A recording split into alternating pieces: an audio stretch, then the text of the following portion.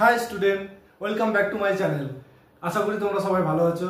আজকে আমি যে চ্যাপ্টারটা নিয়ে আলোচনা করব সেটা হলো ক্লাস 10-এর অংশীদারি কারবার বা পার্টনারশিপ বিজনেস। তো প্রথমে আমরা এই অংশীদারি কারবার কি, এর কি থিওরি আছে সেগুলো আগে বুঝবো, তারপরে কোষে দেখি 14 অঙ্কগুলো আমরা সব কমপ্লিট করব। ঠিক আছে, চলো শুরু করি আমরা অংশীদারি কারবার বা পার্টনারশিপ বিজনেস। তো অংশীদারি কারবার অর্থাৎ কি বুঝতে পারছো তোমরা, যে এর মধ্যে ব্যবসা সংক্রান্ত যে গাণিতিক সমস্যাগুলো সেগুলোই আমরা এখানে সমাধান করব। তো ধরো তিনটে বন্ধু আছে, জয়, বিজয় আর রকি। এই তিনজন বন্ধুর মধ্যে জয় আর বিজয় মোবাইল আর ল্যাপটপ রিপেয়ারিং এর কাজ শিখেছে ধরো। ঠিক আছে, তো কাজ শেখা হয়ে গেছে, হয়ে যাওয়ার পর ওরা বললো, দুজনে মিলে বললো যে আমরা একটা তাহলে ব্যবসা শুরু করি, মোবাইলের দোকান দেবো, যে ব্যবসা করব। তো জয়ের কাছে দেখলো যে জয়ের কাছে 20,000 টাকা মতো আছে। ঠিক আছে, আর বিজয় দেখলো তার কাছে 10,000 টাকা মতো আছে। তো এই 20,000 আর 10,000 30,000 টাকা হলো ওদের কাছে, কিন্তু দেখলো যে আরো আমাদের 10,000 টাকা মতো প্রয়োজন। কেন না, একটা দোকান ঘর করতে হবে, দোকান ঘর ভাড়া নিতে হবে, তারপরে আরো 5,000 টাকা মতো লাগবে তাদের। তাহলে মোট 40,000 টাকা হলে তারা তাদের ব্যবসাটা শুরু করতে পারত।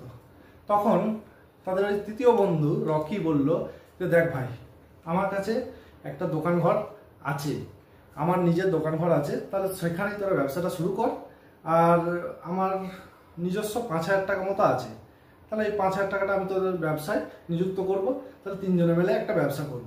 তখন জয় বিজয় বললো ঠিক আছে, খুব ভালো, আমাদের তো সব সমস্যার সমাধান হয়ে গেল।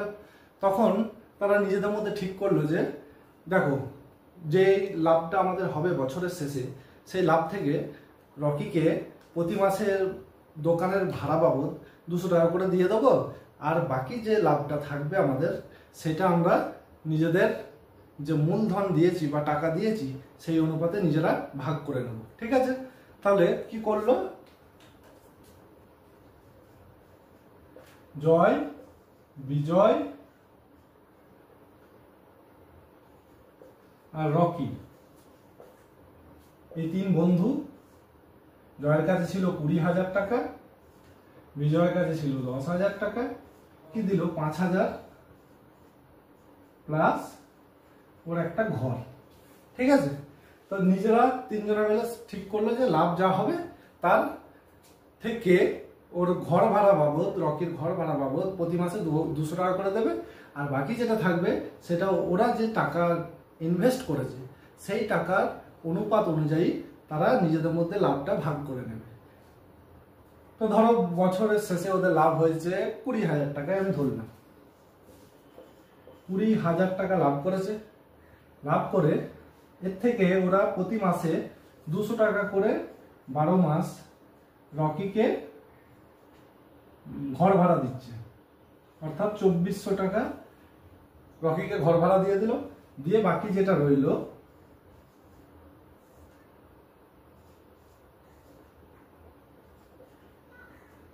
$17,600 টাকা।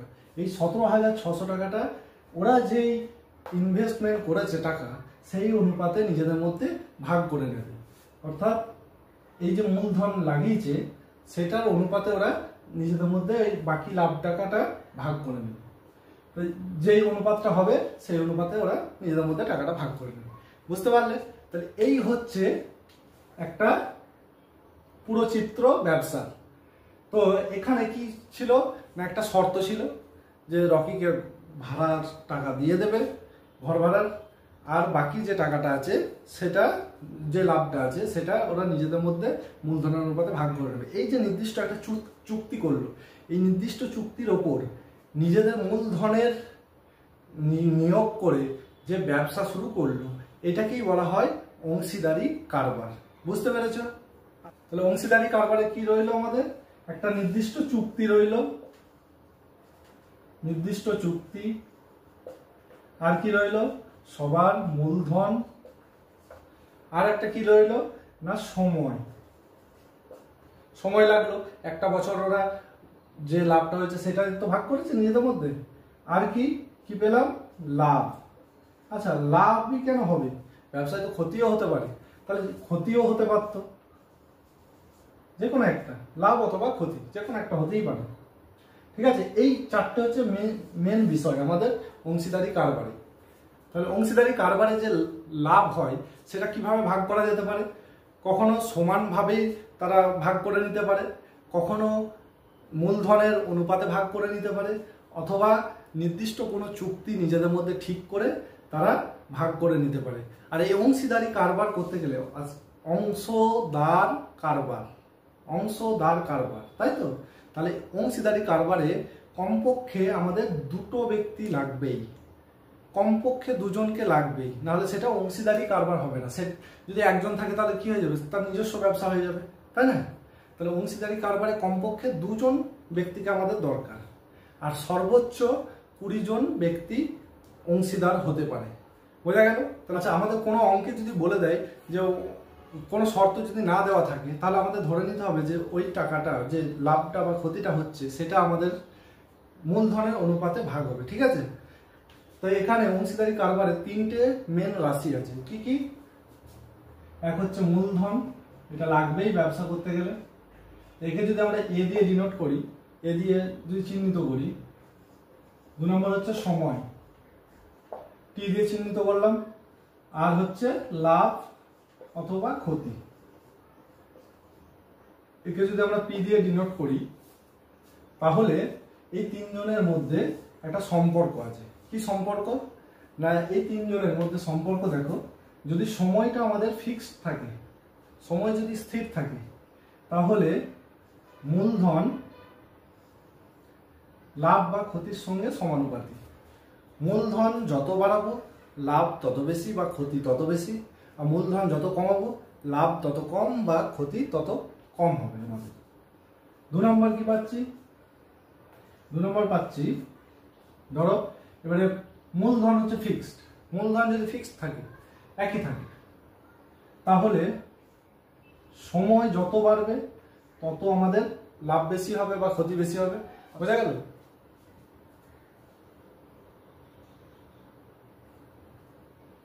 আর 3 নম্বর কি বলছে?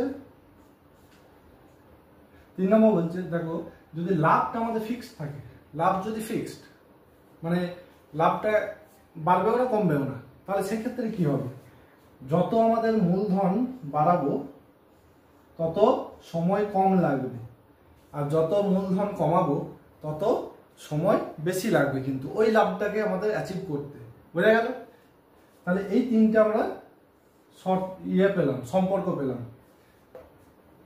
মূলধনের সাথে লাভ হচ্ছে সমানুপাতি, সরল সমানুপাতি, সময়ের সঙ্গে লাভ হচ্ছে সরল সমানুপাতি, আর মূলধনের সঙ্গে সময় হচ্ছে ব্যস্ত সমানুপাতি বা ব্যস্ত সম্পর্ক আছে, যখন যে কোনো একটা ফিক্সড থাকবে। ঠিক আছে? অংশীদারি কারবার আমাদের 2 ধরনের হয়, এক হচ্ছে সরল অংশীদারি আর একটা হচ্ছে মিশ্র অংশীদারি। সরল অংশীদারি কাকে বলবো? যে অংশীদারি ব্যবসায় আমাদের সময়টা একই সময়ের জন্য যদি মূলধনটা আমাদের ব্যবসায় নিয়োজিত হয়, মানে সবারই মূলধনটা একই সময়ের জন্য যদি নিয়োজিত হয়, তাকে বলবো আমরা সরল অংশীদারি। বোঝা গেল? অর্থাৎ ধরো 2 জন ব্যক্তি আছে, একজন A1 টাকা আর একজন A2 টাকা লাগিয়েছে, তারা একই সময়ের জন্য লাগিয়েছে, তো 1 বছরের জন্যই লাগিয়েছে। তাহলে সেক্ষেত্রে কি হচ্ছে? দুজনেরই সময় একই থাকছে, তাহলে এই ক্ষেত্রে হচ্ছে আমাদের সরল অংশীদারি। বোঝা গেল? আর মিশ্র অংশীদারি কাকে বলবো? যখন মূলধনটা আমাদের একই সময়ের জন্য না হয়ে যদি আলাদা আলাদা সময়ের জন্য হয়, 2 বা ততোধিক ব্যক্তির অংশীদারি ব্যবসায় যদি মূলধনটা আমাদের একই সময়ের জন্য না হয়ে আলাদা আলাদা সময়ের জন্য যদি হয়, তাহলে সেই ক্ষেত্রে সেই অংশীদারি কারবারকে আমরা বলবো মিশ্র অংশীদারি কারবার। যেমন ধরো জয় যে 20,000 টাকা লাগিয়েছে, সেটা হচ্ছে ধরো ও 6 মাস 20,000 টাকা লাগালো, তারপরে 6 মাস পর আবার ও আরো 10,000 টাকা বেশি দিল। তাহলে এই 6 মাসটা এই 6 মাস কত টাকা খাটবে? না 20,000 প্লাস 10,000, 30,000 টাকা খাটবে।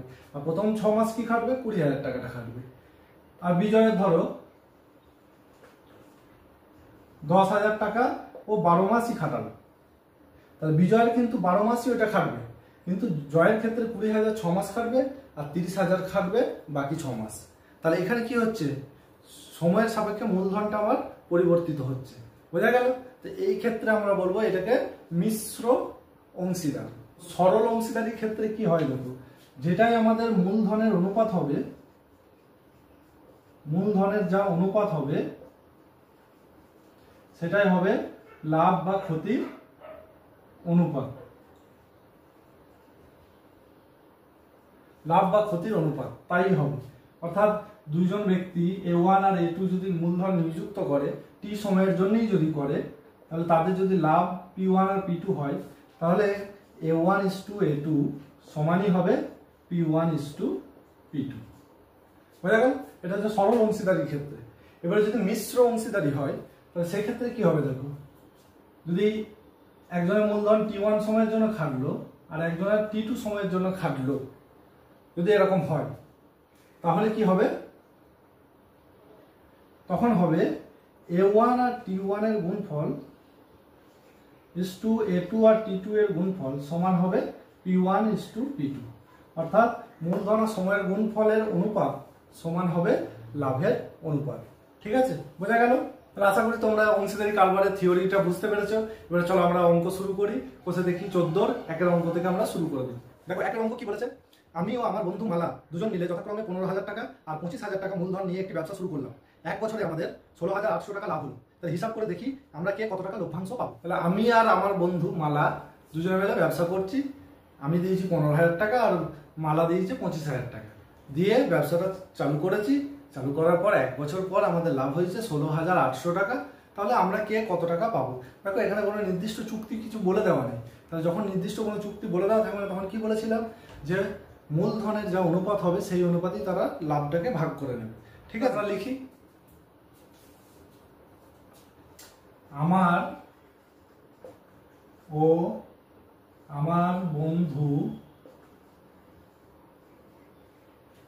মালার মূলধনের অনুপাত সমান, আমি আমার আর আমার বন্ধুর মূলধনের অনুপাত কি হবে তাহলে 15,000:25,000 এটা হবে। তাহলে আমরা শূন্যগুলো কেটে নিই, 1 2 3 1 2 3 আর 5 দিয়ে কেটে নিই, 5 3 15 5 5 25। তাহলে আমাদের মূলধনের অনুপাত হলো 3:5। 3:5 হলো আমাদের মূলধনের অনুপাত। অর্থাৎ আচ্ছা অনুপাতটা যোগ করে নিই আমরা। অনুপাতটির যোগফল 3 + 5 সমান 8। অর্থাৎ যদি আমাদের 8 টাকা টোটাল মূলধন হয়, তাহলে আমি লাগিয়েছি 3 টাকা, আমার বন্ধু মালা লাগিয়েছে 5 টাকা। বোঝা গেল? তাহলে এই যে আমাদের মূলধনের অনুপাত আছে সেই অনুপাতে লাভটা ভাগ হবে। আমাদের মোট লাভ হয়েছে কত, মোট লাভ হয়েছে সমান 16,800 টাকা। আচ্ছা যেটা মূলধনের অনুপাত হয় সেটাই তো লাভের অনুপাত। তাহলে যদি লাভ যদি 8 টাকা হতো, আমি পেতাম 3 টাকা, আমার বন্ধু মালা পেত 5 টাকা। কিন্তু আমাদের লাভ কত হয়েছে 16,800 টাকা। তাহলে সেখান থেকে আমি কত পাবো আর আমার বন্ধু মালা কত পাবে সেটা বের করব। তাহলে লভ্যাংশ থেকে আমি পাবো আর কি, আমি পাবো কত না 16,800 ইন্টু আমার আনুপাতিক ভাগার কত না 8-এর মধ্যে 3, তাহলে 3/8 দিয়ে কাটাকাটি করবো। 8 2 16, 8 1 8 0 0, 3 21 63, তাহলে 6,300 টাকা পাবো আমি ওই 16,800 টাকা থেকে। বোঝা গেল? আর লভ্যাংশ থেকে মালা পাবে কত, মালা পাবে সমান 16,800 ইন্টু 5/8, 5 21 105, তাহলে মালা পাবে 10,500 টাকা। দেখো মালার মূলধনটা বেশি ছিল তাই মালার লাভও বেশি হয়েছে, আর আমার মূলধন কম ছিল তাই আমার লাভটাও কম হয়েছে। বোঝা গেল? তাহলে এইভাবে আমরা লভ্যাংশ বের করব। বুঝতে পেরেছো? চলো পরের অঙ্ক করি আমরা। 2 নম্বর অঙ্কে কি বলেছে দেখি। প্রিয়ম, সুপ্রিয়া ও বুলু যথাক্রমে 15,000, 10,000 আর 25,000 টাকা দিয়ে একটি ছোট মুদির দোকান খুলেছে। আচ্ছা, কিন্তু বৎসরান্তে তাদের 3,000 টাকা লোকসান হয়ে গেছে। এ বাবা, তাহলে কাকে কত টাকা লোকসানের পরিমাণ দিতে হবে হিসাব করে লিখি। আচ্ছা, এই ক্ষেত্রে কিন্তু লোকসান হয়ে গেছে। 3 বন্ধু মিলে দোকান খুলেছে, একজন দিয়েছে 15,000, একজন 10,000 আর একজন 25,000। 3 জনা টাকা দিয়েছে, দিয়ে দোকানটা খুলে যে 1 বছর পর তাদের লাভ হয়নি আর লোকসান হয়ে গেছে, 3,000 টাকা লোকসান হয়ে গেছে। তাহলে এগুলো এই লোকসানটা কি করতে হবে? ওদের নিজেদের পকেট থেকেই দিতে হবে। তাহলে কাকে কত টাকা দিতে হবে সেটা দেখবো আমরা। চলো, প্রিয়ম, সুপ্রিয় ও বুলুর মূলধনের অনুপাত সমান, একজন দিয়েছে প্রিয়ম দিয়েছে 15,000 ইস্টু সুপ্রিয় দিয়েছে 10,000 ইস্টু বুলু দিয়েছে 25,000। 3 জনা 3টে টাকা দিয়েছে। তাহলে আমরা অনুপাতটা বের করে নিই আগে। 1 2 3 1 2 3 5 3 15, 5 2 10, 5 5 25। তাহলে 3:2:5। এই হলো ওদের মূলধনের লঘিষ্ঠ অনুপাত। তাহলে অনুপাতের যোগফল কত হবে? অনুপাতের যোগফল সমান হবে 3, 2 আর 5, মোট হবে 10। হলো? এবারে ওদের মোট লোকসান কত হয়েছে না 3,000 টাকা। তাহলে এই 3,000 টাকা থেকে কাকে কত টাকা দিতে হবে সেটা বের করবো। আমরা কি জানি মূলধনের যা অনুপাত হয় লোকসানের অনুপাত তাই হবে, বা লাভের অনুপাত তাই হবে। মোট লোকসান কত? লোকসান সমান হচ্ছে 3,000 টাকা। তো এই 3,000 টাকার মধ্যে প্রিয়মকে কত দিতে হবে না 3,000 ইন্টু ওর আনুপাতিক ভাগার কত 3, কতর মধ্যে 10-এর মধ্যে। তাহলে 3,000 ইন্টু 3/10। সুপ্রিয়র হবে 3,000 ইন্টু 2/10, আর বুলুর হবে 3,000 ইন্টু 5/10। ঠিক আছে? তাহলে প্রিয়মের ক্ষতির পরিমাণ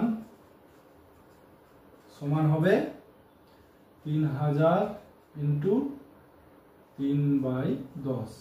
একটা করে শূন্য কেটে গেল, 900 টাকা। প্রিয়মকে ক্ষতির পরিমাণ দিতে হবে 900 টাকা।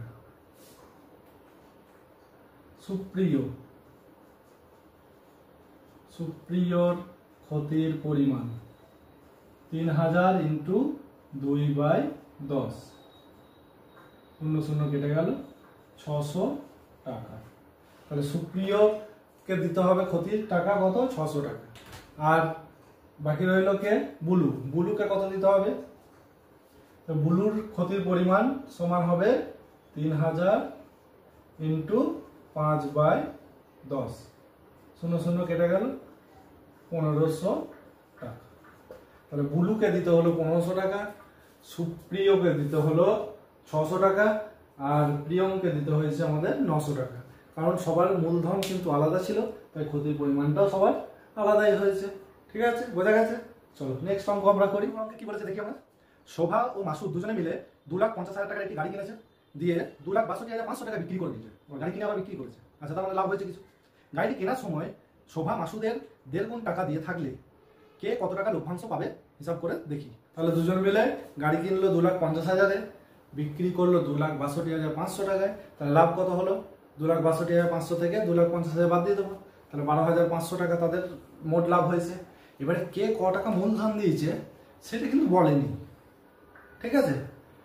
সেটা বলেনি, কিন্তু একটা শর্ত বলে দিয়েছে যে শোভা মাসুদ যে টাকাটা দিয়েছে তার 1.5 গুণ টাকা দিয়েছে। অর্থাৎ মাসুদ যদি 1 টাকা দেয় তাহলে শোভা দিয়েছে 1.5 টাকা, তাই না? শোভা মাসুদের 1.5 গুণ দিচ্ছে। তাহলে মাসুদ যদি 1 টাকা দেয় তাহলে শোভা দেবে 1.5 টাকা, অথবা মাসুদ যদি 100 টাকা দেয় তাহলে শোভা দেবে 150 টাকা, তাই না? 1.5 গুণ হচ্ছে। তাহলে আমরা করি।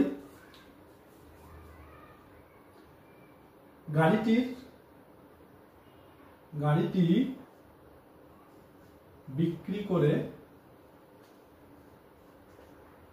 লাভ সমান 2,62,500 মাইনাস 2,50,000, তাহলে 12,500 টাকা।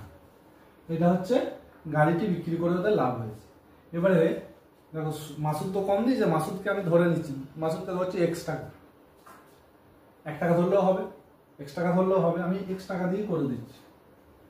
ধরি, জানি না তো কত টাকা দিয়েছে, ধরি মাসুদের মূলধন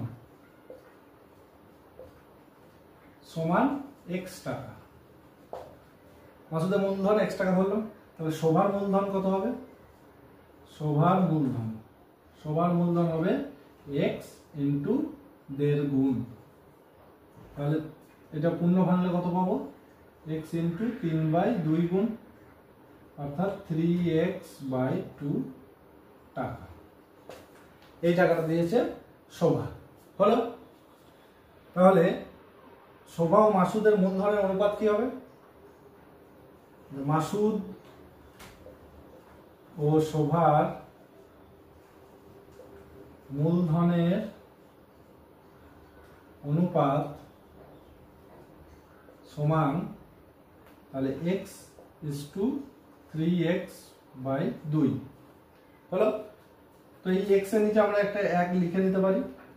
তো এরকম অনুপাত, ভগ্নাংশ অনুপাত থাকলে কি হয়? কোণে কোণে গুণ হয়ে যায়। তাহলে 2 এর সাথে x গুণ হলে 2x, আর 1 এর সাথে 3x গুণ হলে 3x। x কেটে দিলাম, যেহেতু x অশূন্য ধ্রুবক, তাহলে 2:3। তাহলে এই অনুপাতে ওদের মূলধনটা আছে।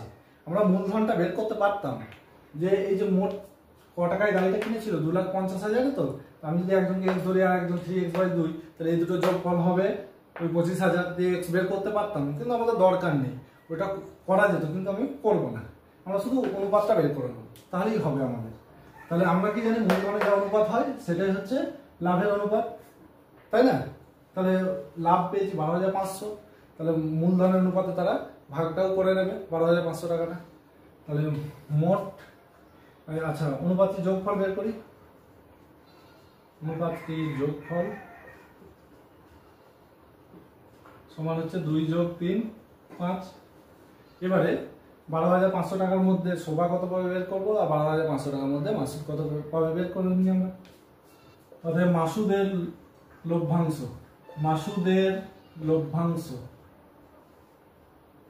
লভ্যাংশ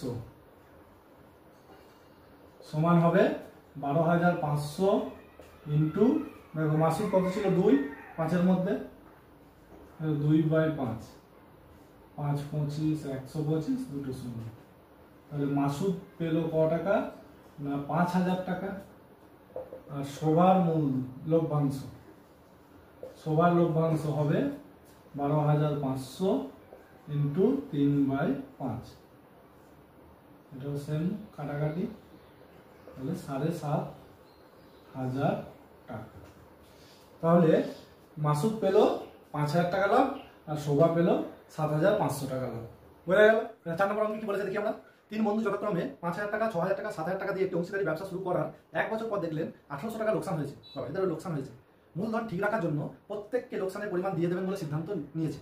আচ্ছা, তাদের কাকে কত টাকা দিতে হবে হিসাব করে দেখি। তাহলে 3টে বন্ধু 5,000, 6,000, 7,000 টাকা করে লাগালো, দিয়ে বছরের শেষে তাদের 1,800 টাকা লস হয়ে গেল, লাভ করতে পারলো না তারা। তাহলে এই যে মূলধনটা ঠিক রাখবে তারা, ওর 5,000-ই রাখবে, ওর 6,000-ই রাখবে, ওর 7,000-ই রাখবে।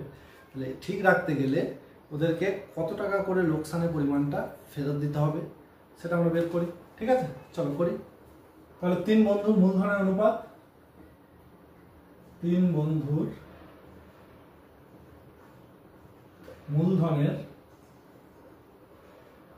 মূলধনের অনুপাত সমান 5,000 = 6,000 = 7,000 লিখলাম। দিয়ে এবারে শূন্যগুলো ক্যান্সেল করে দিলে 5:6 = 7,000 হলো। তাহলে মূলধনের অনুপাত পেয়ে গেছি আমরা। তাহলে অনুপাতটির যোগফল সমান 5, 6, 7, 18। 18 হলো অনুপাতটির যোগফল, মানে 18 টাকা যদি লোকসান হয় 5 টাকা প্রথম বন্ধুকে দিতে হবে, 6 টাকা দ্বিতীয় বন্ধুকে দিতে হবে, 7 টাকা তৃতীয় বন্ধুকে দিতে হবে। কিন্তু আমাদের মোট লোকসান কত হয়েছে না 1800 টাকা হয়েছে। তাহলে মোট লোকসান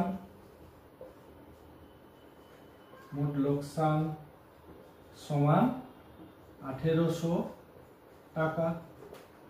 তাহলে এই 1800 টাকার মধ্যে প্রথম বন্ধুকে কত দিতে হবে 1800 ইন্টু 5/18, দ্বিতীয় বন্ধুকে 1800 ইন্টু 6/18, আর তৃতীয় বন্ধুকে 1800 ইন্টু 7/18। অতএব প্রথম বন্ধুকে দিতে হবে, প্রথম বন্ধুকে লোকসানের টাকা দিতে হবে সমান 1800 ইন্টু 5/18 দিয়ে 18 দিয়ে কেটে দিলে 500 টাকা। প্রথম বন্ধুকে লাগলো 500 টাকা। দ্বিতীয় বন্ধুকে লোকসানের টাকা দিতে হবে সমান 1800 ইন্টু 6/18, এটাও কাটাকাটি করলে 600 টাকা। আর তৃতীয় বন্ধু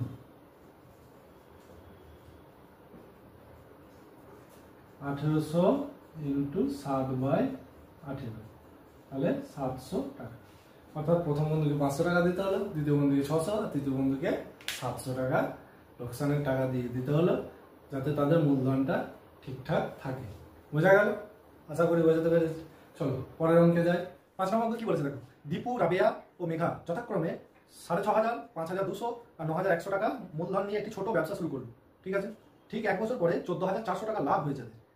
লাভ হলো দিয়ে ওই লাভের 2/3 অংশ তারা সমানভাবে এবং বাকি অংশ মূলধনের অনুপাতে ভাগ করে নিলে কে কত টাকা লভ্যাংশ পাবে নির্ণয় করি। আচ্ছা, একজন লাগিয়েছে 6500, একজন 5200 আর একজন 9100 টাকা লাগালো, ব্যবসা শুরু হলো। 1 বছর পর 14400 টাকা লাভ হয়েছে। এই যে লাভটা হয়েছে তার 2/3 অংশ তারা সমানভাবে ভাগ করে নেবে, মানে এখানে মূলধনের অনুপাত নয়, সমানভাবে ভাগ করে নেবে তারা। তারপরে যে টাকাটা পড়ে থাকবে লাভের, সেই টাকাটা তারা মূলধনের অনুপাতে ভাগ করে নেবে। ঠিক আছে, তাহলে কে কত টাকা করে পাবে আমরা দেখে নেব। ঠিক আছে, চলো করি। দীপু, রাবেয়া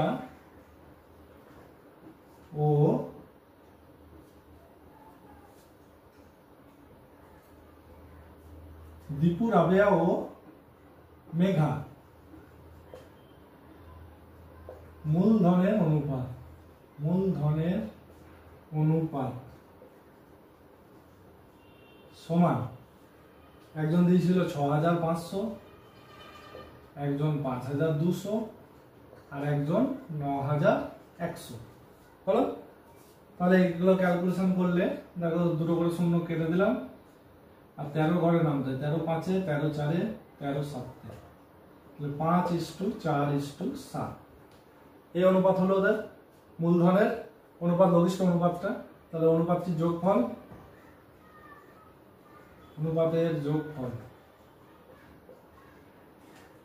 যোগফল সমান 5+4+7 16 হলো। এবারে মোট লাভ হয়েছে ওদের 14400 টাকা। সেই 14400 কিন্তু 2/3 অংশ আগেই ওরা সমানভাবে ভাগ করে নেবে, মানে 3টে ভাগ করে নেবে ওই 2/3 অংশটা 14400 দিয়ে। বাকি যে টাকাটা থাকবে সেইটা ওরা এই মূলধনের অনুপাতে নিজেদের মধ্যে ভাগ করে নেবে। তাহলে কে কত টাকা করে পাবে আমরা বের করব। ঠিক আছে, তাহলে মোট লাভ সমান 14400 টাকা। এবারে মোট লাভের 2/3 অংশ সমান হচ্ছে 14400 ইন্টু 2/3। তাহলে এটা ক্যালকুলেশন করলে 4800 9600 টাকা। এই 9600 টাকাটা ওরা 3টে ভাগ করে নেবে, যেহেতু 3 জন আছে তাই 3টে সমান ভাগ করে নেবে। তাহলে 9,600 টাকা সমানভাবে ভাগ করলে প্রত্যেককে পাবে সমান 9,600 ভাগ 3। 9,600কে 3 দিয়ে ভাগ করলে 3200 টাকা করে হচ্ছে, প্রত্যেককে পাবে। এটা প্রত্যেককে এই লাভটা পেল 3,200 টাকা করে। এবারে বাকি যে লাভটা আছে, এই যে 9,600 টাকা সমানভাবে ভাগ হয়ে যাওয়ার পর মোট তো ছিল 14,400, তাহলে সেখান থেকে আমরা 9,600 বাদ দেবো, তাহলে বাকি লাভটা জেনে যাব। সেইটা এবারে ওরা নিজেদের মধ্যে মূলধনের অনুপাতে ভাগ করে নেবে। তাহলে বাকি লাভ সমান 14,400 বিয়োগ 9,600, তো পরে থাকবে 4,800 টাকা। এই 4,800 টাকাটা এরা এবারে নিজেদের মূলধনের অনুপাতে নিজেদের মধ্যে ভাগ করে নেবে, ঠিক আছে। দিয়ে যে টাকাটা হবে প্লাস এই 3200 টাকা করে তাদের মোট লাভ হবে। 3200 টাকা প্লাস ওই মূলধনের অনুপাতে যে টাকাটা হবে, বুঝা গেল? তাহলে 4,800 টাকা থেকে 4,800 টাকার মধ্যে দীপু পাবে সমান 4,800 ইন্টু হচ্ছে ওর আনুপাতিক ভাগার কত ছিল 5 বাই টোটাল কত হয়েছিল 16, তাই তো?